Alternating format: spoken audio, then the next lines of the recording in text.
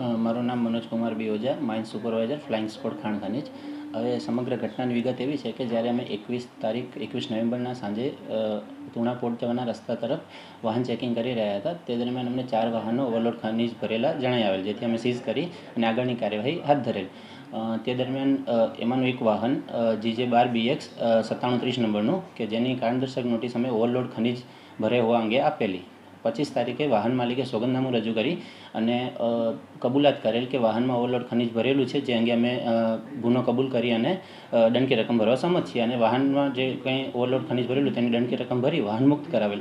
તે પશ્ચાત જ્યારે અમે ફાઇલિંગ કરી રહ્યા હતા ત્યારે ધ્યાને આવ્યું કે જે રોયલ્ટી પાસ 9730 નંબરના વાહન ચાલકે અમને આપેલું હતું તપાસ સમયે, એ બનાવટી હતું અને જેથી એ રોયલ્ટી પાસ જે લીઝધારકને ઇસ્યુ થયેલ છે, મતલબ કે જે કોરા SSP પાના જે લીઝધારકને ઇસ્યુ થયેલ છે અને જે લીઝધારકે એ પાસ છાપ્યું છે, એ બંને લીઝોની તપાસ અમારી ઓફિસ તથા ભૂસ્તરશાસ્ત્રી શ્રી અંજાર પૂર્વ કચ્છની ઓફિસની તપાસ ટીમ સંયુક્ત રીતે બંને લીઝોની તપાસ હાથ ધરેલ.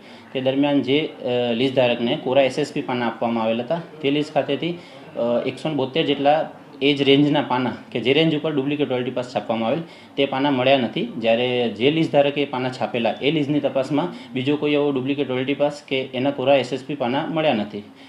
અને જેથી અમે ગઈકાલે અંજાર પોલીસ સ્ટેશન ખાતે એ બંને લીઝધારકો, તેમના પાવરદાર તથા જે વાહનમાંથી ડુપ્લિકેટ રોયલ્ટી પાસ મળી આવેલ, તેના ચાલક અને માલિક, આમ 5 કસૂરદારો વિરુદ્ધ કાયદેસરની કાર્યવાહી થવા માટે ધોરણસરની FIR દાખલ કરેલ છે.